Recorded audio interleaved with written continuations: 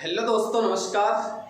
मैं हरीश कुमार आपके अपने YouTube channel HR study point पर आपका हार्दिक स्वागत करता हूं, वेलकम करता हूं, वंदन करता हूं, अभिनंदन करता हूं, इस्तकबाल करता हूं। राम राम दोस्तों, जय श्री कृष्णा, राधे राधे दोस्तों, राम राम दोस्तों।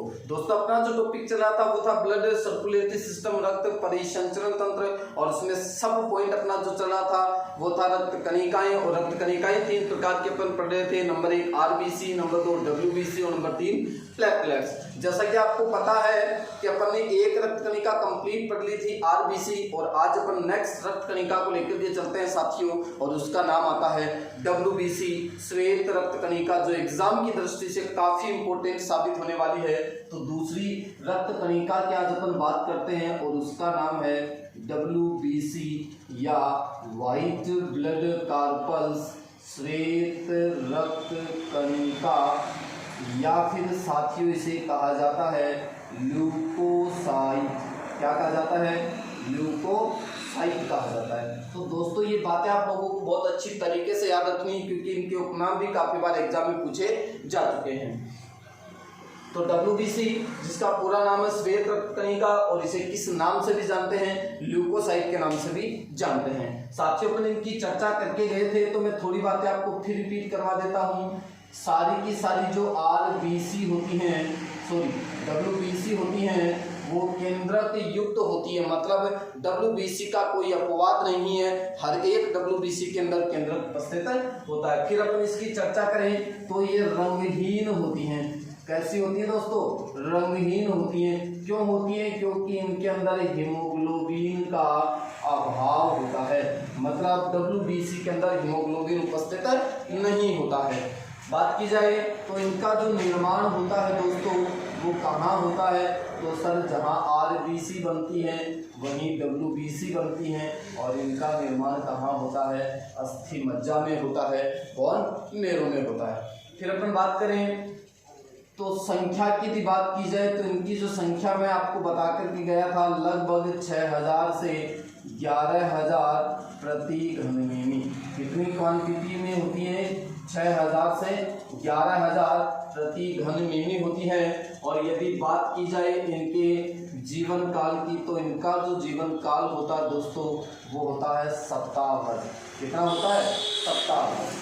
तो ये इसकी कुछ मेन बातें थी जो मैं आप लोगों को पिछले वीडियो में पढ़ा चुका हूँ। केंद्रक युक्त होती है, मतलब प्रत्येक डब्ल्यूबीसी के अंदर केंद्रक उपस्थित होता है, कोई इसका अपवाद नहीं है। रंगहीन होती हैं। रंगहीन का मतलब देखो श्वेत है, और श्वेत कोई रंग नहीं होता है। तो रंगहीन क्यों है? क्योंकि इनके अंदर हीमोग्लोबिन का क्या होता है? अभाव होता है। निर्माण कहाँ होता है? तो दोस्तों निर्माण अस्थि मज्जा में होता है। संख्या की बात करें तो 6000 से 11000 प्रति घन मिमी इनकी संख्या होती है, और जीवन काल की बात करें तो इनका जीवन काल सप्ताह भर होता है। फिर अपन बात करके गए थे इसके कार्य की, तो ये क्या क्या कार्य संपन्न करती हैं? तो इनका मुख्य जो कार्य मैंने आप लोगों को बताया था वो है रोगों से लड़ना, रोगों से लड़ाई करना। इसके अलावा इसको और मैंने डिवाइड करके आप लोगों को बताया था, रोग प्रतिरोधक क्षमता को बढ़ाना, सुरक्षा तंत्र का निर्माण करना, प्रतिरक्षा तंत्र को मजबूत बनाए रखना, हानिकारक रोगाणु जीवाणुओं को नष्ट करना। तो इत्यादि प्रकार के जो ऑप्शन के रूप में आपको क्वेश्चन मिल सकते हैं। तो दोस्तों अब मैं आपके सामने लेकर के आ रहा हूँ इस डब्ल्यूबीसी के टाइप की बात करेंगे अपन। तो डब्ल्यूबीसी कितने प्रकार की होती है और कौन सी डब्ल्यूबीसी क्या कार्य संपन्न करती है, तो लेकर के चलते हैं अपने इस पॉइंट को बड़े डिटेल में, और आप लोगों के लिए काफी इंपॉर्टेंट साबित होने वाला है साथियों। तो डब्ल्यूबीसी की बात की जाए तो डब्ल्यूबीसी होती है दोस्तों दो प्रकार की। डब्ल्यूबीसी या ल्यूकोसाइट कितने प्रकार की होती हैं? तो सर ये दो प्रकार की होती हैं। एक का नाम आता है दोस्तों कणिका में डब्ल्यूबीसी, कणिका में डब्ल्यूबीसी, या फिर इसे कहा जाता है ग्रेन्युलोसाइट, ग्रेन्युलोसाइट। तो डब्ल्यूबीसी के प्रकार अपन पढ़ रहे हैं। कितने प्रकार की डब्ल्यूबीसी हैं? दो प्रकार की। पहली आपकी कणिका में ग्रेन्युलोसाइट है, और दूसरी आती है साथियों अकणिका में, अकणिका में, या फिर इसे कहेंगे अपन अग्रेन्युलोसाइट, या ए ग्रेन्युलोसाइट भी कह सकते हैं, कंफ्यूज मत हो जाना। ए ग्रेन्युलोसाइट और ग्रेन्युलोसाइट। ग्रेन्युलोसाइट की बात करें तो इनके अंदर कणिकाएं होती हैं, और अग्रेन्युलोसाइट की बात करें तो इनके अंदर किसी प्रकार की कोई कणिकाएं उपस्थित नहीं होती हैं। फिर कणिका में ग्रेन्युलोसाइट की बात करें तो दोस्तों ये फिर 3 प्रकार की होती हैं, और वो 3 प्रकार कौन कौन से हैं आपको ये डाटा बहुत अच्छी तरीके से क्लियर करने हैं। पहली आती है दोस्तों आपकी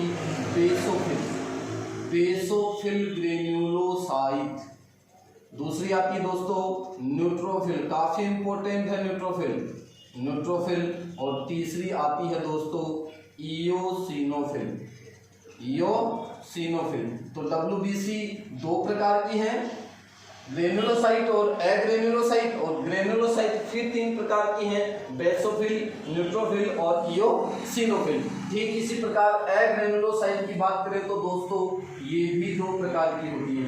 नंबर 1 आता है मोनोसाइट, और मोनोसाइट से भी काफी इंपॉर्टेंट क्वेश्चन एग्जाम में निकल चुके हैं, और भविष्य में काफी इंपॉर्टेंट क्वेश्चन निकलने की पूरी संभावनाएं भी है। और दूसरी आती है दोस्तों लिम्फोसाइट।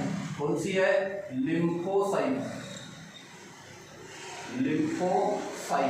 तो देखो ध्यान से, अकणिका में जो WBC है, एक ग्रेन्युलोसाइट जो WBC है वो फिर 2 प्रकार की हैं, मोनोसाइट और लिम्फोसाइट। मोनोसाइट का कोई टाइप नहीं है, लिम्फोसाइट फिर 3 प्रकार की होती हैं। तो ये 3 प्रकार कौन कौन से हैं तो ध्यान से सुना दोस्तों। सॉरी बात करते हैं यहाँ पर। लिम्फोसाइट 2 प्रकार की है दोस्तों। कितने प्रकार की है? 2 प्रकार की। 2 प्रकार कौन से हैं? एक आता है दोस्तों टी लिम्फोसाइट, और एक आता है दोस्तों बी लिम्फोसाइट। एक टी लिम्फोसाइट और दूसरी बी लिम्फोसाइट है। बी लिम्फोसाइट का फिर कोई प्रकार नहीं है, और टी लिम्फोसाइट फिर 3 प्रकार की आती हैं, और ये 3 प्रकार कौन कौन से हैं तो एक आता है दोस्तों टी किलर सेल, सबसे खतरनाक होती है दोस्तों ये टी किलर। किल का मतलब क्या होता है? मारना। दूसरी आती है टी हेल्पर, और तीसरी आती है दोस्तों टी सप्रेशर। ध्यान देना दोस्तों, ये जो टेबल मैंने आप लोगों के सामने बनाई है काफी इंपॉर्टेंट साबित होने वाली आप लोगों के लिए। तो WBC की जो मेन बातें थी वो पढ़ चुके हैं। WBC 2 प्रकार की होती है, एक कणिका में ग्रेन्युलोसाइट होती है, दूसरी अकणिका में अग्रेन्युलोसाइट होती है। कणिका में 3 प्रकार होते हैं, बेसोफिल, न्यूट्रोफिल और इयोसिनोफिल। कौन कौन से फिल है? Basophil, neutrophil, eosinophil. और एक ग्रेन्युलोसाइट फिर 2 प्रकार की हैं, मोनोसाइट और लिम्फोसाइट। कौन कौन सी है? मोनोसाइट और लिम्फोसाइट। और लिम्फोसाइट फिर 2 प्रकार की हैं, टी लिम्फोसाइट और बी लिम्फोसाइट। कौन कौन सी? टी लिम्फोसाइट और बी लिम्फोसाइट। टी लिम्फोसाइट की बात करें तो इनके अंदर 3 प्रकार की सेल्स उपस्थित होती हैं। टी किलर कोशिकाएं, जिन्हें हिंदी में कहा जाता है दोस्तों प्राकृतिक मारक कोशिकाएं। दूसरी आती है टी हेल्पर, और तीसरी आती है दोस्तों टी सप्रेशर कोशिकाएं। तो बात करते हैं एक को लेकर के इनकी क्या क्या कार्य हैं और किस किस प्रकार से किस रोग के प्रति उत्तरदायी होती हैं। तो ये टेबल आप लोगों को अच्छी तरीके से क्लियर हो चुकी होगी। अब अपन एक एक की बात करते हैं दोस्तों। सबसे पहले अपन बात करेंगे कणिका में WBC की। कणिका में WBC की अपन बात करें, एक ग्रेन्युलोसाइट WBC की यदि बात करें तो ये 3 प्रकार की हैं, और 3 प्रकार में से सबसे पहली जो ग्रेन्युलोसाइट अपन लेकर के चल रहे हैं साथियों, वो है आपकी, अपन पढ़ रहे हैं कौन सी? कणिका में WBC। तो ये 3 प्रकार की मैंने आप लोगों को बताई हैं। पहली जो है दोस्तों आपकी वो है बेसोफिल। अपन यहीं पर इनकी साथ में चर्चा करेंगे। दूसरी है दोस्तों आपकी न्यूट्रोफिल, और तीसरी आती है साथियों आपकी इयोसिनोफिल।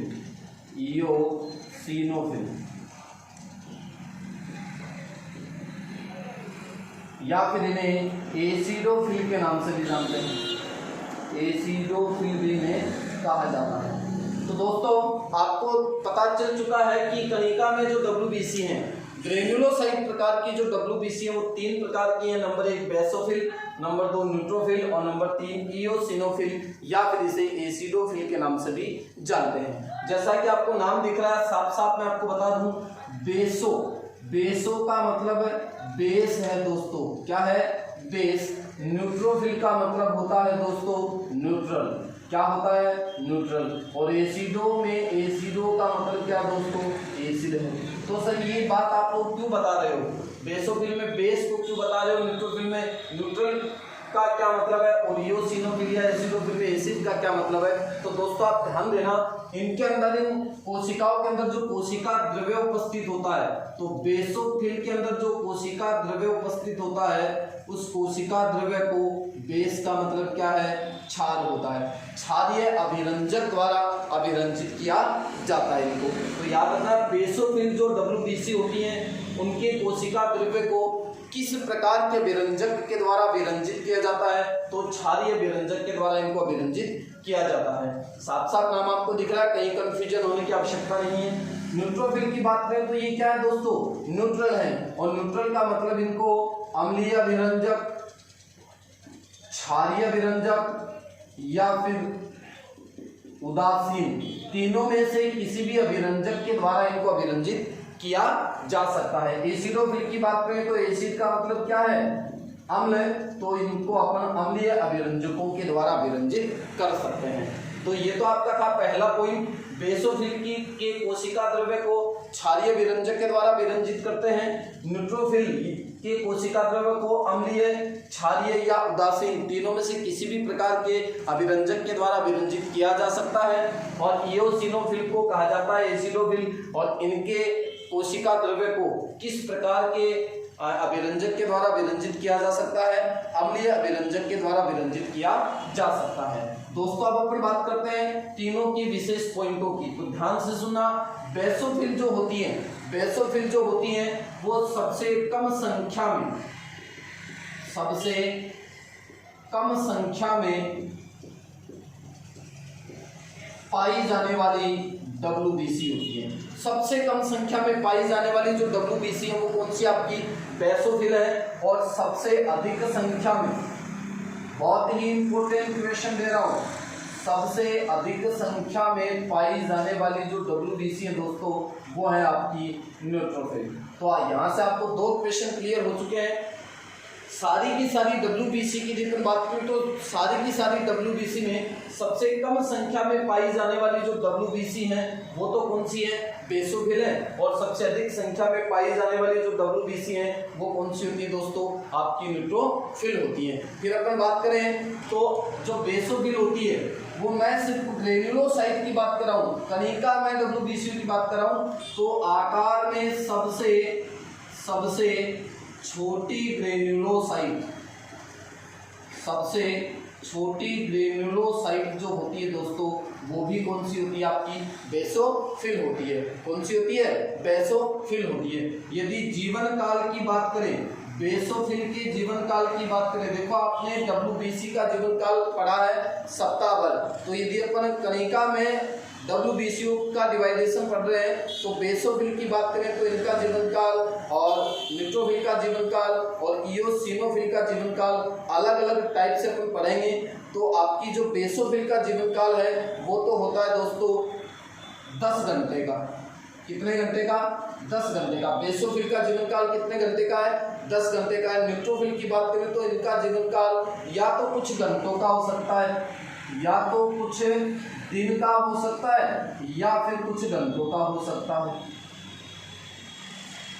तो याद रखना बेसोफिल कितने दिन तक जीवित रह पाती हैं, 10 घंटे तक। याद रखना कितने घंटे तक जीवित रह पा रही है, 10 घंटे तक। और न्यूट्रोफिल का जो जीवन काल है वो या तो कुछ दिन का होगा या फिर कुछ घंटों का होगा। और इओसिनोफिल के जीवन काल की बात की जाए दोस्तों तो इनका जीवन काल होता है साथियों 14 घंटे का। कितने घंटे का होता है, 14 घंटे का। तो सभी का जीवन काल आपको अच्छी तरीके से याद रखना है। बेसोफिल का जीवन काल 10 घंटे का, न्यूट्रोफिल का जीवन काल कुछ दिन या कुछ घंटों का, और इओसिनोफिल का जीवन काल 14 घंटे का होता है। फिर अपन बात करें तो मैंने आपको अभी बताया कि जो WBC होती है वो केंद्रक युक्त होती है। केंद्रक युक्त होती है, मतलब प्रत्येक WBC के अंदर क्या उपस्थित होता है, केंद्रक उपस्थित होता है। तो अपन बात करते हैं जो बेसोफिल होती है उनका जो केंद्रक होता है वो 2 से 3 पालियों में विभक्त होता है। कितनी पालियों में विभक्त होता है दोस्तों, 2 से 3 पालियों में। कौन विभक्त होता है, केंद्रक। केंद्रक पाया जाता है ना सारी WBC के अंदर, तो बेसोफिल का जो केंद्रक होता है वो 2 से 3 पालियों के अंदर विभक्त होता है, जबकि इनका जो केंद्रक होता है साथियों वो 4 से 5 पालियों में विभक्त होता है। कितनी पालियों में विभक्त होता है, 4 से 5 पालियों में। और यदि बात की जाए इओसिनोफिल या एसिडोफिल की, तो इनका जो केंद्रक होता है दोस्तों वो द्विपालित होता है। द्विपालित का मतलब कितनी पालियां उपस्थित होती हैं, 2 पालियां इनके अंदर उपस्थित होती हैं। तो ये भी बात आप लोगों को अच्छी तरीके से याद रखनी है। बेसोफिल का जो केंद्रक होता है वो 2 से 3 पालियों में विभक्त होता है। न्यूट्रोफिल का जो केंद्रक है वो 4 से 5 पालियों में विभक्त होता है। और इओसिनोफिल का जो केंद्रक होता है वो द्विपालित होता है, 2 पालियों के अंदर ये विभक्त होता है। फिर बेसोफिल के कार्यों की यदि हम बात करें तो इनके द्वारा हिस्टामिन, हिपेरिन और सेरोटोनिन का स्राव होता है। किनका स्राव होता है दोस्तों, हिस्टामिन, हिपेरिन और सेरोटोनिन का स्राव करती है। इसलिए इन कोशिकाओं को रक्त की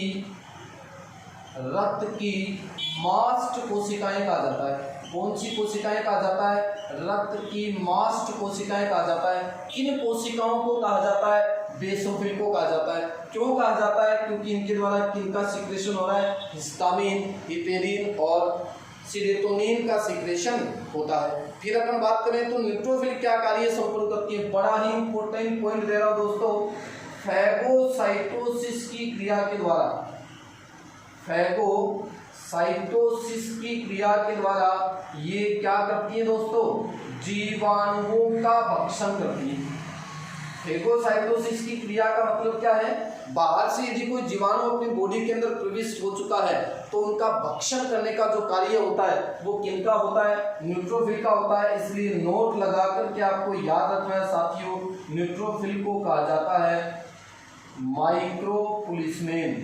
माइक्रोपुलिसमेन, जैसा कि मैंने आपको कल के वीडियो में बताया था, WBC को शरीर का डॉक्टर, शरीर का सैनिक या फिर शरीर का पुलिसमैन कहा जाता है। तो माइक्रो का मतलब क्या होता है, छोटे जो पुलिसकर्मी है अपने शरीर के, वो कौन है दोस्तों, न्यूट्रोफिल है। तो याद रखना कौन सी क्रिया की बात कर रहा हूं मैं, फैगोसाइटोसिस की क्रिया के द्वारा ये क्या करती है, जीवाणुओं का भक्षण करती है या फिर जीवाणुओं को नष्ट करने का कार्य संपन्न करती है। इसलिए न्यूट्रोफिल को माइक्रोपुलिसमैन के नाम से जाना जाता है। फिर बात करें दोस्तों इओसिनोफिल या एसिडोफिल की, तो ये क्या काम संपन्न करती है, ये प्रतिरक्षा में अपनी महत्वपूर्ण भूमिका निभाती है। बहुत ही इंपॉर्टेंट पॉइंट है, प्रतिरक्षा में अपनी महत्वपूर्ण भूमिका कौन सी WBC निभाती है, तो वो आपकी इओसिनोफिल या एसिडोफिल। ये कब काम संपन्न करती हैं, तो याद रखना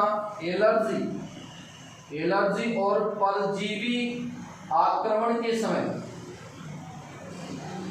एलर्जी और परजीवी आक्रमण के समय जो एक्टिव होने वाली आपकी WBC है, एक्टिव होने वाली जो ग्रेन्युलोसाइट है वो कौन सी है दोस्तों आपकी, तो वो है इओसिनोफिल या एसिडोफिल। तो ये आप लोगों को अच्छी तरीके से याद रखना है। एक विशेष पॉइंट की ओर लेकर बात करें तो परजीवी आक्रमण के समय लाइसोसोम जो आपका कोशिकांग होता है, कोशिका के अंदर पाया जाने वाला जो कोशिकांग है लाइसोसोम, परजीवी जब आक्रमण हो जाता है, जैसे प्रोटोजोआ से जो आक्रमण हो गया है, जैसे मान लो मलेरिया हो रहा है, इसके अलावा बात करें पायरिया हो रहा है, तो परजीवी आक्रमण के समय याद रखना है इस बात को, परजीवी आक्रमण के समय ये किसकी तरह कार्य करना स्टार्ट कर देती हैं, लाइसोसोम की तरह कार्य करना स्टार्ट कर देती हैं। तो ये इतनी बातें आप लोगों को अच्छी तरीके से याद रखनी है। एक बार वापस अपनी इनको रिपीट कर लेते हैं। कणिका में WBC के अपन बात कर रहे हैं, ग्रेन्युलोसाइट WBC के दोस्तों अपन बात कर रहे हैं। तो ये 3 प्रकार की हैं, बेसोफिल, न्यूट्रोफिल और इओसिनोफिल, जिसे अपन एसिडोफिल के नाम से भी जानते हैं। जैसा कि आपको पता है बेसोफिल में बेस नाम दिख रहा है आपको, न्यूट्रोफिल में न्यूट्रल नाम दिख रहा है और एसिडोफिल में आपको एसिड नाम दिख रहा है। तो एसिडोफिल के कोशिका द्रव्य को किस अभिरंजक के द्वारा विरंजित किया जाता है, तो वो है आपका अम्लीय विरंजक। न्यूट्रोफिल की बात करें तो ये ऑलरेडी न्यूट्रल होती है, तो अम्लीय, क्षारीय या उदासीन किसी भी विरंजक के द्वारा इनको विरंजित किया जा सकता है। और बेसोफिल की बात करें तो दोस्तों इनके कोशिका द्रव्य को क्षारीय विरंजक के द्वारा अभिरंजित किया जा सकता है। फिर बात की जाए तो सबसे कम संख्या में, बहुत ही इंपॉर्टेंट पॉइंट है आपका ये, सबसे कम संख्या में पाई जाने वाली जो WBC होती है वो कौन सी होती है दोस्तों, बेसोफिल होती है। और सबसे अधिक संख्या में पाई जाने वाली जो WBC होती है वो कौन सी है, वो है आपकी न्यूट्रोफिल। नेक्स्ट पॉइंट की यदि मैं बात करूं तो वहां पर अपन पढ़ेंगे सबसे अधिक बड़ी, सबसे आकार में सबसे बड़ी WBC कौन सी है और आकार में सबसे छोटी WBC कौन सी है। यहाँ पर अपन संख्या की बात करें तो याद रखना आकार में सबसे छोटी, सबसे कम संख्या में पाई जाने वाली, आकार की बात अपन मोनोसाइट लिम्फोसाइट में करेंगे। सबसे कम संख्या में पाई जाने वाली जो WBC है वो आपकी बेसोफिल, और सबसे अधिक संख्या में कौन सी पाई जाती है तो वो है दोस्तों आपकी न्यूट्रोफिल। फिर बात करें जीवन काल की तो बेसोफिल का जो जीवन काल वो कितने घंटे का है, 10 घंटे का। और न्यूट्रोफिल का जीवन काल या तो कुछ दिन का होगा या फिर घंटों का हो सकता है। और इओसिनोफिल का जो जीवन काल है दोस्तों वो कितने घंटे का होता है, 14 घंटे का होता है। फिर केंद्र की बात करें तो सारी की सारी WBC के अंदर क्या उपस्थित होता है, केंद्र उपस्थित होता है, किसी भी प्रकार का कोई अपवाद इनका नहीं है। तो बेसोफिल का जो केंद्र है वो 2 से 3 पालियों में विभक्त होता है। कितनी पालियों में विभक्त होता है, 2 से 3 पालियों में। इसके अलावा यदि न्यूट्रोफिल की बात करें तो इनका जो केंद्र है वो 4 से 5 पालियों में डिवाइड होता है। और एसिडोफिल का जो केंद्र होता है दोस्तों वो 2 पालियों में डिवाइड होता है। द्विपालिक केंद्र के अंदर पाया जाता है। ये वर्ग आप लोगों को अच्छी तरीके से याद रखना है क्योंकि यहाँ से एग्जाम में क्वेश्चन काफी बार पूछे जाते हैं। तो हिस्टामिन, हिपेरिन और सेरोटोनिन, हिस्टामिन, हिपेरिन और सेरोटोनिन का सिक्रेशन कौन सी WBCयां करती हैं, तो वो बेसोफिल करती हैं। इसलिए इनको रक्त की मास्ट कोशिकाओं के नाम से जाना जाता है। और आपकी जो न्यूट्रोफिल है काफी इंपॉर्टेंट क्वेश्चन है, काफी बार पेपर में पूछा जा चुका है। फेगोसाइटोसिस क्रिया के द्वारा जीवाणुओं का भक्षण करने वाली, जीवाणुओं को नष्ट करने वाली जो WBC है वो कौन सी है, न्यूट्रोफिल है। इसलिए आपसे प्रश्न पूछा जा सकता है निम्न में से किस WBC को माइक्रोप्लिस्मेन के नाम से जानते हैं। तो दोस्तों याद रखना माइक्रोप्लिस्मेन आपकी कौन सी WBC होगी, न्यूट्रोफिल होगी। इओसिनोफिल या एसिडोफिल के कार्य की बात करें तो ये प्रतिरक्षा में अपना महत्वपूर्ण योगदान देती हैं। प्रतिरक्षा का मतलब है इम्यूनिटी, आपके शरीर के रोगों के लड़ने की जो पावर है उसको इम्यूनिटी कहते हैं अपन। तो ये एलर्जी और परजीवी आक्रमण के समय सबसे ज्यादा एक्टिव होती है। तो एलर्जी और परजीवी आक्रमण के समय सबसे ज्यादा एक्टिव होने वाली जो आपकी WBC वो कौन सी है, एसिडोफिल है। और एक पॉइंट और विशेष याद रखना, एलर्जी के समय ये हिस्टामिन का सिक्रेशन करती है। एलर्जी के समय ये किसका सिक्रेशन करती है, हिस्टामिन का सिक्रेशन करती है। और परजीवी आक्रमण के समय यह लाइसोसोम कोशिकाओं की तरह कार्य संपन्न करती है। जैसा कि आपको पता है कि लाइसोसोम जो आपका कोशिकाओं होता है उसके अंदर जल अपघटनकारी एंजाइम उपस्थित होते हैं। और वो जल अपघटनकारी एंजाइम क्या करते हैं, जैसे बाहर से कोई बैक्टीरिया, वायरस, प्रोटोजोआ यदि अपनी कोशिका के अंदर प्रविष्ट हो जाता है तो अम्लीय प्रकृति का होने के कारण जो आपके जल अपघटनकारी एंजाइम होता है वो कौन सी प्रकृति के होते हैं, अम्लीय प्रकृति के होते हैं। इनका जो pH मान होता है दोस्तों लगभग 4 से 5 के समथिंग होता है। और ये सारे के सारे जीवाणु, विषाणु, प्रोटोजोआ सबको क्या कर देते हैं, नष्ट कर देते हैं। और जब कभी इनकी क्रियाशीलता बढ़ जाती है, जल अपघटनकारी एंजाइमों की संख्या बढ़ जाती है, तो क्या होगा दोस्तों, ये जो कोशिकांग है लाइसोसोम वो कोशिका का खुद का ही भक्षण कर जाता है। इसलिए आप सबको पता है कि अपन लाइसोसोम को किस नाम से जानते हैं, कोशिका का आत्मघाती थैला कहते हैं इसको, सुसाइडल डेथ ऑफ सेल के नाम से इसको जाना जाता है। तो ये क्वेश्चन भी काफी इंपॉर्टेंट आप लोगों के लिए, कोशिका का आत्मघाती थैला किसे कहा जाता है, लाइसोसोम को कहा जाता है। तो ये चीजें आप लोगों को क्लियर हो गई होंगी। और बहुत अच्छे डाटा दोस्तों मैं आप लोगों को दे रहा हूँ, बहुत अच्छी कड़ी मेहनत आप लोगों के लिए की जा रही है, डीपली नॉलेज आपको दिया जा रहा है। तो मेरी आपसे गुजारिश है कि आप इनके नोट्स साथ साथ बनाते रहिए और दूसरे अपने भाई को भी शेयर कीजिए ताकि किसी भी भाई का आपकी वजह से, हमारी वजह से भला हो सकता है। अब देखो अपन बात करते हैं, ये सारी बातें किसकी हो चुकी हैं, कणिका में या ग्रेन्युलोसाइट जो आपकी WBC थी उनके अपन पढ़ चुके हैं। और अब अपन बात करते हैं दोस्तों ए ग्रेन्युलोसाइट WBC की। कणिका में जो WBC होती है सब वो क्या कार्य संपन्न करती हैं, तो लेकर के चलता हूँ मैं आपको दूसरे पॉइंट की ओर, और वो है दोस्तों आपका कणिका में जिन्हें एक ग्रेनुलोसाइट के नाम से जाना जाता है। एक ग्रेनुलोसाइट कणिका में। ध्यान से देखना दोस्तों, दो टाइप अपन ने पढ़े इनके। नंबर 1 था मोनोसाइट। मोनोसाइट क्या बोलते हैं दोस्तों? मोनोसाइट। और दूसरा जो टाइप था आपका वो था लिम्फोसाइट। लिम्फोसाइट। तो एक तो क्या है दोस्तों? मोनोसाइट, और दूसरा कौन है? लिम्फोसाइट। अब देखो विशेष पॉइंट की यदि बात करें तो अभी मैंने आपको ग्रेनुलोसाइट में पढ़ाया है कि सबसे कम संख्या में पाई जाने वाली जो WBC थी वो तो कौन सी थी? बेसोफिल थी। और सबसे अधिक संख्या में पाई जाने वाली जो WBC थी वो कौन सी थी? न्यूट्रोफिल थी। अब अपन बात करते हैं दोस्तों आकार की, तो बड़ा ही इंपॉर्टेंट पॉइंट दे रहा हूं। आकार में सबसे बड़ी जो WBC होती है, आकार में सबसे बड़ी जो WBC होती है वो कौन सी होती है दोस्तों? वो आपकी होती है मोनोसाइट। और आकार में सबसे छोटी WBC यदि आपसे कोई पूछ ले तो वो कौन सी है दोस्तों? आपकी लिम्फोसाइट होती है। उधर अपन बात करके गए थे संख्या की, अब अपन बात करें आकार की, तो जो लार्जेस्ट आपकी जो WBC है वो तो कौन सी है? मोनोसाइट। और जो आपकी स्मॉलेस्ट WBC है वो कौन सी है दोस्तों?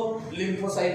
फिर बात करें तो मोनोसाइट और लिम्फोसाइट के जीवन काल की यदि बात करें तो इनका जो जीवन काल होता है, कणिका में की अपन बात करें, कणिका में का मतलब एक ग्रेनुलोसाइट, और इनके अंदर मोनोसाइट की बात करें तो इनके जीवन काल की यदि बात की जाए तो इनका जीवन काल होता है साथियों 24 आवर्स, 24 घंटे का जीवन काल होता है इनका।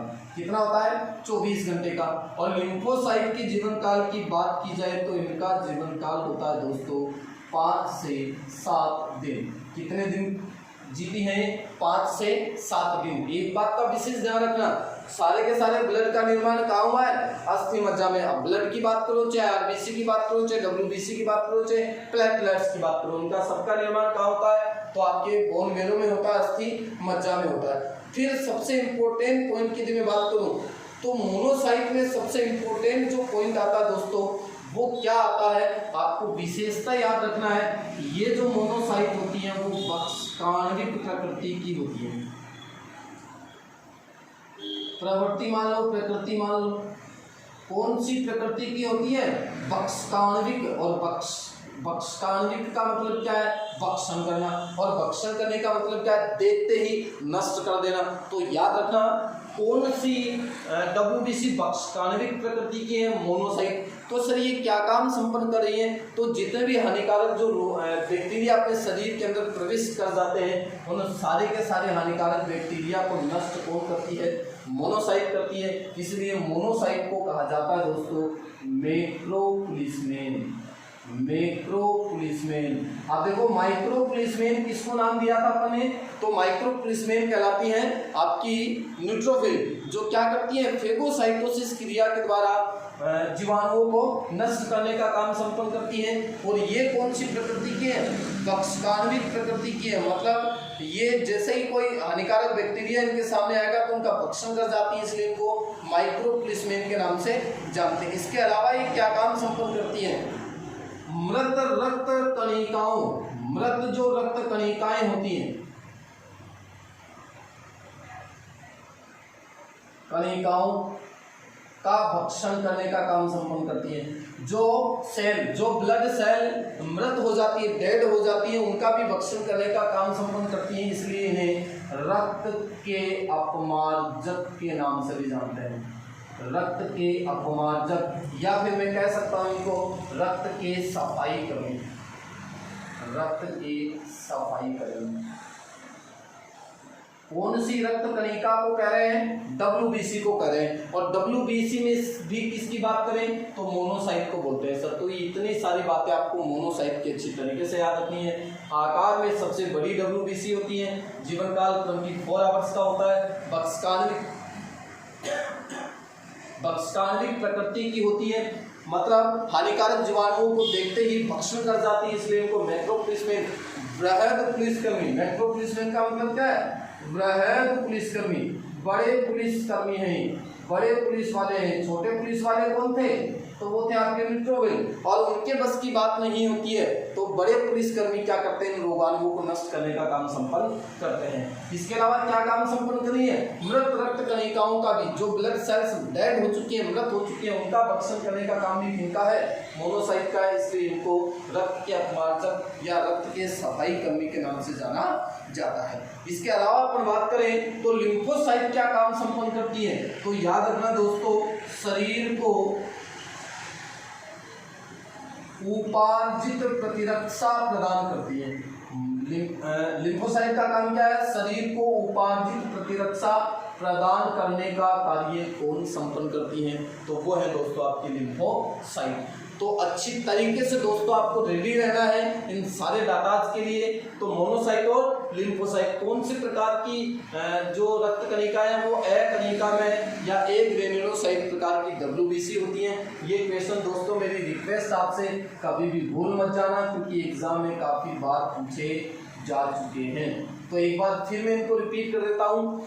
संख्या में सबसे कम जो आपकी WBC थी वो थी आपकी बेसोफिल, संख्या में सबसे अधिक जो WBC थी वो थी न्यूट्रोविल, आकार में सबसे बड़ी जो WBC होती है वो होती है मोनोसाइट, और आकार में सबसे छोटी जो WBC होती है दोस्तों वो आपकी लिम्फोसाइट। फिर लिम्फोसाइट की अपन बात करके गए थे तो दो प्रकार की थी, एक T लिम्फोसाइट थी, एक B लिम्फोसाइट थी। तो एक नोट लगाकर के क्वेश्चन मैं आपको बताता हूँ T लिम्फोसाइट का, और ये क्वेश्चन RPSC सेकंड ग्रेड के पेपर में पूछा जा चुका है साथियों। लास्ट ईयर ही जो RPSC सेकंड ग्रेड का साइंस का जो पेपर लगा था उसके अंदर यहाँ से क्वेश्चन आया था। आप सभी को पता है, चाहे मैं बात करूँ इओसिनोफिल की, चाहे बेसोफिल की, चाहे न्यूट्रोफिल की, चाहे लिम्फोसाइट की, चाहे T लिम्फोसाइट की, B लिम्फोसाइट की, चाहे बात करें अपन मोनोसाइट की, इन सभी का निर्माण तो कहाँ होता है दोस्तों? तो शरीर का निर्माण तो होता है अस्थि मज्जा में, बोन मेरो में। निर्माण कहाँ होता है? अस्थि मज्जा में। मैं सिर्फ किसकी बात कर रहा हूँ दोस्तों? लिम्फोसाइट का विशेष पॉइंट मैं आप लोगों को बताना चाह रहा हूँ। तो निर्माण तो कहाँ हुआ? T लिम्फोसाइट का अस्थि मज्जा में, लेकिन इनका जो परिपक्वन नाम दे सकता है आपको या परिवर्धन नाम दे सकता है, और इनका परिपक्वन या परिवर्धन होता है साथियों थाइमस ग्रंथि में। कौन सी ग्रंथि में? थाइमस ग्रंथि में। ये मैं आपको ग्रंथियों में पढ़ा भी चुका हूँ, यदि आपको थोड़ा बहुत डाटा याद है तो। अब देखो, निर्माण तो कहाँ हुआ? अस्थि मज्जा में। परिपक्वन या परिवर्धन कौन सी ग्रंथि में हो रहा है? थाइमस ग्रंथि में। इसलिए बड़ा इंपॉर्टेंट क्वेश्चन है दोस्तों, थाइमस ग्रंथि को कहा जाता है T लिम्फोसाइट का प्रशिक्षण केंद्र। क्या बोलते हैं दोस्तों? T लिम्फोसाइट का प्रशिक्षण केंद्र। अंग्रेजी की बात करें तो इसे T लिम्फोसाइट का ट्रेनिंग सेंटर कहा जाता है, ट्रेनिंग सेंटर ऑफ लिम्फोसाइट। और लिम्फोसाइट में भी किसकी बात करें? T लिम्फोसाइट की। तो साथियों ये क्वेश्चन आपको याद रखना है, वैसा कि ये भूल मत जाना। फिर रिपीट कर देता हूँ, T लिम्फोसाइट का निर्माण कहाँ हुआ? अस्थि मज्जा में, लेकिन इनका परिवर्धन जो होता है, इनका डेवलपमेंट जो होता है वो कौन सी ग्लैंड में होता है? थाइमस ग्रंथि में होता है। इसलिए थाइमस ग्रंथि को T लिम्फोसाइट का प्रशिक्षण केंद्र या फिर ट्रेनिंग सेंटर के नाम से जाना जाता है। तो एग्जाम में सीधा सटीक क्वेश्चन ही आया था, T लिम्फोसाइट का परिपक्वन किस ग्रंथि में होता है? T लिम्फोसाइट का परिपक्वन किस ग्रंथि में होता है? ऑप्शन में थे एड्रिनल ग्रंथि, थाइमस ग्रंथि, पीनियल ग्रंथि, पीयूष ग्रंथि। तो आपका उत्तर राइट कौन सा है साथियों? थाइमस ग्रंथि है। अब मैं आपको लेकर के चलता हूँ WBC की कमी और अधिकता से कौन से रोग होते हैं। जैसा कि आपने आरबीसी में पढ़ा था पॉलीसाइथेमिया और एनीमिया। यदि आरबीसी की संख्या बढ़ जाती है तो उसे पॉलीसाइथेमिया नाम दिया था, और आरबीसी की संख्या कम हो जाती है तो उसको अपन ने एनीमिया के नाम से जाना था। अब अपन बात करते हैं डब्ल्यूबीसी के रोग।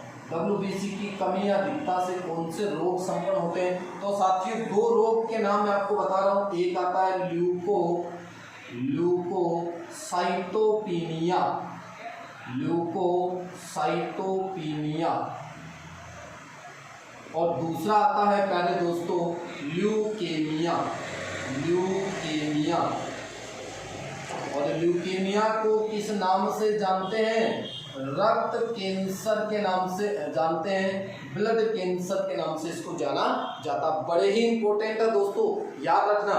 तो ध्यान देना, ल्यूकेमिया की अपन बात करते हैं। यदि डब्ल्यूबीसी की संख्या का अनियंत्रित रूप से बढ़ जाना, अनियंत्रित रूप से बढ़ना, यदि देखो आपको पता है डब्ल्यूबीसी हजारों में पाई जा रही है ना, लेकिन यदि इसकी संख्या काफी हजारों में हो जाए या फिर लाखों तक पहुंच जाए तो डब्ल्यूबीसी की संख्या का अनियंत्रित रूप से बढ़ जाना क्या कहलाता है? ल्यूकेमिया कहलाता है, रक्त कैंसर कहलाता है। दोस्तों एक बात का विशेष ध्यान रखना, आप तो सर ये बता रहे हो कि ल्यूकेमिया रक्त कैंसर की अपन बात करें तो डब्ल्यूबीसी जितनी ज्यादा होगी इम्यून सिस्टम उतना अच्छा होगा, लेकिन जो बात अभी मैं आपके सामने लाइसोजाइम एंजाइम की करके गया हूँ, यदि रक्त कोशिकाओं की संख्या बढ़ेगी तो आपको पता है जैसे जैसे कोशिका बढ़ेगी तो लाइसोसोम भी तो बढ़ेंगे ना, क्योंकि लाइसोसोम किसके अंदर पाया जा रहा है? कोशिका में। और लाइसोसोम की संख्या बढ़ेगी तो लाइसोसोम के अंदर जो जल अपघटनकारी एंजाइम उपस्थित हैं उनकी भी तो क्वांटिटी बढ़ेगी, और जब उनकी क्वांटिटी बढ़ेगी तो वो कोशिका का भक्षण कर जाएंगे, और कोशिका का भक्षण कर जाएंगे तो कोशिका क्या हो जाएगी? डेड हो जाएगी। और यदि ऐसी ऐसी प्रोसेस लगातार बढ़ती गई तो ब्लड का थक्का जो बनना है वो मतलब कि रक्त है वो गाढ़ा होना स्टार्ट हो जाएगा, और गाढ़ा होना स्टार्ट हो जाएगा तो ब्लॉकेज चालू हो जाएंगे, जिसकी वजह से आदमी किस रोग से पीड़ित हो जाएगा दोस्तों? रक्त कैंसर या ल्यूकेमिया से पीड़ित हो जाएगा। ल्यूकोसाइटोपिनिया, देखो ल्यूके का मतलब ल्यूकोसाइट है ना, टर्मिनोलॉजी अच्छी, आप आराम से इनको याद कर सकते हैं। यदि डब्ल्यूबीसी की संख्या सामान्य से क्या हो जाती है? बहुत कम हो जाती है। डब्ल्यूबीसी की संख्या सामान्य से बहुत कम हो जाती है तो दोस्तों ल्यूकोसाइटोपिनिया रोग पैदा हो जाएगा। और याद रखना दोस्तों, ये ज्यादातर कब संपन्न होता है? जब टीबी, ये रोगों के नाम बता रहा मैं आपको, टीबी, टाइफाइड और हैजा, इन रोगों का संक्रमण यदि किसी आदमी के अंदर हो गया, आदमी इन रोगों से संक्रमित हो गया, तो ध्यान देना दोस्तों, एड्स, टीबी, टाइफाइड और हैजे से यदि कोई आदमी संक्रमित हो जाता है तो डब्ल्यूबीसी की संख्या क्या होने लगती है? कम होने लगती है। इस रोग को ल्यूकोसाइटोपिनिया कहा जाता है, और वो व्यक्ति बहुत सारे रोगों का शिकार होने लगता है, क्योंकि डब्ल्यूबीसी आप सभी को पता चल चुका है रोगों से लड़ाई करने का काम संपन्न करती है, हानिकारक रोगाणुओं को नष्ट करने का काम संपन्न करती है। लेकिन व्यक्ति यदि रोगों में से किसी भी रोग से संक्रमित हो गया तो डब्ल्यूबीसी की संख्या में गिरावट आने लगती है, जिसे अपन ल्यूकोसाइटोपिनिया के नाम से जानते हैं। ल्यूकेमिया के अंदर क्या होगा? डब्ल्यूबीसी की संख्या अनियंत्रित रूप से बढ़ना स्टार्ट हो जाती है। तो दोस्तों ये थी आपकी डब्ल्यूबीसी। उम्मीद करता हूँ कि काफ़ी अच्छी तरीके से आप लोग इनको समझ पाए होंगे। अब अपन तीसरी रक्त कणिका को लेकर के चलते हैं साथियों, और वो तीसरी रक्त कणिका कौन सी है वो आपको ऑलरेडी पता है ही। और तीसरी जो रक्त कणिका है दोस्तों आपकी, वो कौन सी है? उसका नाम है सर प्लेटलेट्स, प्लेटलेट्स, या फिर इन्हें अपन कहते हैं दोस्तों बिंबाणु, बिंबाणु, या फिर इन्हें कहा जाता है थ्रोम्बोसाइट, थ्रोम्बोसाइट। तो आरबीसी को तो किस नाम से जान रहे थे अपन? एरिथ्रोसाइट के नाम से जान रहे थे। डब्ल्यूबीसी को किस नाम से जान रहे थे? ल्यूकोसाइट बोल रहे थे सर उसको। और आप बिंबाणु या प्लेटलेट्स को किस नाम से जानोगे? तो वो है आपकी दोस्तों थ्रोम्बोसाइट। देखो बात करते हैं किस किस प्रकार से ये कार्य संपन्न करती है, क्या इनका काम है और कितना इनका जीवन काल होता है, कितनी इनकी संख्या अपने रक्त के अंदर होती है, तो लेकर के चलता हूं मैं आपको इनके पास। देखो दोस्तों, यदि इनकी जीवन काल की बात की जाए तो प्लेटलेट्स का जो जीवन काल होता है प्यारे दोस्तों, वो 4 से 5 दिन का होता है।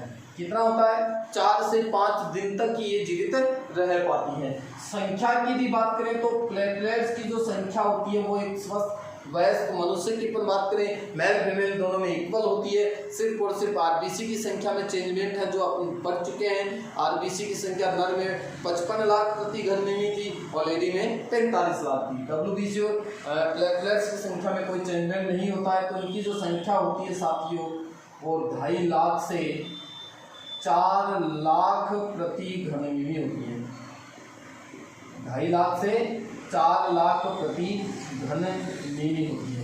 यदि इन रक्तकणों की मतलब प्लेटलेट्स की भी बात करें तो इनका जो आकार होता है दोस्तों वो अंडाकार होता है। कैसा होता है? अंडाकार। और ये भी कैसी होती है साथियों? केंद्रक विहीन होती है। आरबीसी की तरह प्लेटलेट्स के अंदर भी किसी भी प्रकार का कोई केंद्र उपस्थित नहीं होता है। तो आपसे क्वेश्चन पूछा जा सकता है, निम्न में से वह रक्त कणिका जिनमें केंद्रक पाया जाता है, तो वो कौन सी आपकी? डब्ल्यूबीसी। बस आरबीसी में जो अपवाद थे आपके ऊंट, लामा और जिराफ, उनको छोड़ देना, बाकी आरबीसी के अंदर भी केंद्र उपस्थित नहीं होता है। साथियों ध्यान देना, स्तनधारियों की यदि अपन बात करें तो स्तनधारियों के अंदर तो उपस्थित होती हैं डिंबाणु, लेकिन अन्य कशेरुकी जो जंतु होते हैं, स्तनधारियों को छोड़कर के अन्य कशेरुकी जंतु कौन से होते हैं? जिनके अंदर नोटोकोर पाया जाता है, कशेरुकदंड पाया जाता है। तो कशेरुकी प्राणी की बात करें, किनको छोड़ करके? स्तनधारियों को छोड़ करके, मतलब स्तनपायी या मेमल्स को छोड़ करके बाकी जितने भी अलग कशेरुकी जंतु होते हैं उनके अंदर डिंबाणु अब्सेंट होती हैं, डिंबाणु नहीं पाई जाती हैं। तो सर फिर इनके अंदर रक्त का थक्का कौन बनाएगा? तो इनके अंदर कुछ कोशिकाओं के समूह पाए जाते हैं, विशिष्ट प्रकार की कोशिकाएं पाई जाती हैं, और इन विशिष्ट प्रकार की कोशिकाओं को कहा जाता है दोस्तों स्पिंडल सेल्स कहा जाता है। कौन सी कोशिकाएं कहलाती हैं? स्पिंडल सेल्स कहलाती हैं। तो अच्छा पॉइंट है, स्तनधारियों के अंदर डिंबाणु उपस्थित होती हैं, पाई जाती हैं, लेकिन अन्य कशेरुकी जंतुओं में डिंबाणु के स्थान पर कुछ कोशिकाएं पाई जाती हैं, कुछ विशिष्ट प्रकार की सेल पाई जाती हैं जो स्पिंडल सेल्स कहलाती हैं, और ये उनके अंदर क्या काम संपन्न करती हैं? रक्त का थक्का बनाती हैं। क्या काम संपन्न करती है? रक्त का थक्का बनाती है। तो कार्य की यदि पर बात करें तो डिंबाणुओं का जो कार्य है दोस्तों वो क्या है? रक्त का थक्का बनाना, रक्त का थक्का बनाना। और रक्त का थक्का बनने की क्रिया कहलाती है मेरे दोस्तों रक्त स्कंदन। क्या कहलाती है? रक्त स्कंदन, या फिर आप नॉर्मल लैंग्वेज की बात करें तो इसे अपन रक्त का जमना भी बोल सकते हैं। रक्त का जमना, जैसे आपको कहीं कट लग जाता है, घाव हो जाता है, तो ब्लड आपको पता है थोड़ी देर तो बहता है और फिर बहना तो बंद कर देता है और धीरे धीरे जमना स्टार्ट हो जाता है। तो वो किन कणिकाओं की वजह से हो रहा है? वो प्लेटलेट्स, डिंबाणु या थ्रोम्बोसाइट की वजह से होता है। याद रखना दोस्तों, डेंगू जो आपका रोग है, डेंगू जो मादा एडीज मच्छर के काटने से होता है, उसके अंदर सबसे ज्यादा प्रभावित होने वाली जो कणिका है वो कौन सी? आपकी प्लेटलेट्स होती हैं, डिंबाणु होती है। तो ये डाटा आपको याद रखने हैं। प्लेटलेट्स का दूसरा नाम डिंबाणु, थ्रोम्बोसाइट कहलाती है। जीवन काल 4 से 5 दिन का होता है। संख्या की बात करें तो 2.5 लाख से 4 लाख प्रति घन मिली होती हैं। आकार कैसा है? अंडाकार है, केंद्र विहीन होती है, किसी प्रकार का कोई केंद्र उनके अंदर उपस्थित नहीं होता है। स्तनधारियों में डिंबाणु प्रेजेंट होती हैं, लेकिन अन्य कशेरुकी जंतुओं में इनके स्थान पर कुछ विशिष्ट कोशिकाएं पाई जाती हैं जिनको स्पिंडल सेल्स कहा जाता है। और ये स्पिंडल सेल्स क्या काम संपन्न करती हैं? रक्त का थक्का बनाती हैं। और डिंबाणु की बात करें तो इनका जो वर्क है वो है रक्त का थक्का बनाना, रक्त को जमाना, और रक्त के जमने की जो क्रिया है उसे रक्त स्कंदन के नाम से जानते हैं। अब मैं आपको जो प्रीवियस वीडियो के जो 4 क्वेश्चन थे वो वापस रिपीट कर रहा हूं दोस्तों, क्योंकि काफी इंपोर्टेंट है। रक्त का थक्का बनाने में सहायक रक्त कणिका डिंबाणु, रक्त का थक्का बनाने में सहायक रक्त कणिका डिंबाणु। कौन सा प्रोटीन? Fibrin protein. रक्त का थक्का बनाने में सहायक प्रोटीन फाइब्रिन प्रोटीन। रक्त का थक्का बनाने में सहायक विटामिन, तो विटामिन के रक्त का थक्का बनाने में सहायक तत्व है, तो वो था दोस्तों आपका कैल्शियम। ये क्वेश्चन आपके काफ़ी बार पेपर में पूछे जाते हैं और आपसे भी पूछे जाएंगे। तो रक्त का थक्का कौन सी रक्त कणिका बनाती है? विटामिन बनाती है। रक्त का थक्का कौन सा प्रोटीन बनाता है? फाइब्रिन बनाता है। रक्त का थक्का कौन सा विटामिन बनाता है? विटामिन के बनाता है। रक्त का थक्का कौन सा तत्व बनाता है? कैल्शियम तत्व बनाता है। तो दोस्तों ये थी आपकी रक्त कणिकाएं, आरबीसी, डब्ल्यूबीसी और प्लेटलेट्स। आशा करता हूं कि बहुत अच्छी तरीके से आप लोगों को डाटा समझ में आ रहे होंगे और उम्मीद करता हूं कि आप इनको लॉन्ग टाइम तक देख रहे हैं। दोस्तों मेरा निवेदन आपसे कि आप वीडियो को कंप्लीट देखें और आप लोगों के जो कमेंट हम लोगों के पास तक पहुंचते हैं उनसे हम लोगों का भी कॉन्फिडेंस बढ़ता है। बहुत सारे बच्चे लिखते हैं ग्रेट सर, बहुत अच्छे सर। और यदि आपको कोई भी त्रुटि नजर आती है तो भी आप कमेंट कीजिए, नो प्रॉब्लम। आपको कहीं भी कोई त्रुटि मिलती है, क्योंकि मैं तो ऐसा मानता हूं कि हमारी कमियों को उजागर आप लोग ही कर सकते हैं। आप हमें और अच्छा मजबूत बना सकते हैं और अच्छी मजबूती प्रदान कर सकते हैं। तो दोस्तों मैं आप लोगों का दोस्त हरीश कुमावत इस YouTube चैनल पर आपका हार्दिक स्वागत करता हूं। और एक विशेष बात और मैं आपको बार बार बता रहा हूं कि मेरे जो परम मित्र हैं मिस्टर अनिल जी खेदड़, जो जीके से रिलेटेड है, जीके वो बहुत सुपर तरीके से आपको पढ़ाएंगे और उन्होंने भी अपना खुद का YouTube चैनल बना रखा है। आप सर्च कर सकते हैं अनिल खेदड़ स्टडी पॉइंट। मैं फिर रिपीट कर रहा हूँ, अनिल खेदड़ स्टडी पॉइंट का मतलब लगातार हम लोग लॉकडाउन के टाइम से ही दोनों भाई साथ मिलकर के अलग अलग हमारे पर्सनल YouTube चैनल पर बच्चों के लिए इतने सारा स्टडी मटेरियल अवेलेबल करवा रहे हैं। दोस्तों वो सब आप लोगों की मेहरबानी है, आप लोगों का प्यार हमें यदि यूं ही मिलता रहा तो शायद आपकी वजह से हम लोग काफ़ी ऊंचाइयों तक जा सकते हैं और हमारी वजह से आपको जो सर्विस मिल सकती है वो तो आपकी काबिल तारीफ है, क्योंकि मेहनत आप लोगों को करनी पड़ेगी। मेहनत का या सफलता का कोई शॉर्टकट नहीं होता है प्यारे दोस्तों। लगातार लगे रहिए और आपके पास फिलहाल कोई टाइम नहीं है तो मैं आपसे भी जाने की इजाज़त चाहता हूँ। मुझे विदा कीजिए। तो नेक्स्ट टाइम अपन फिर मिलते हैं दोस्तों। तब तक जय हिंद, जय भारत, मेरा प्यार भरा नमस्कार सभी को।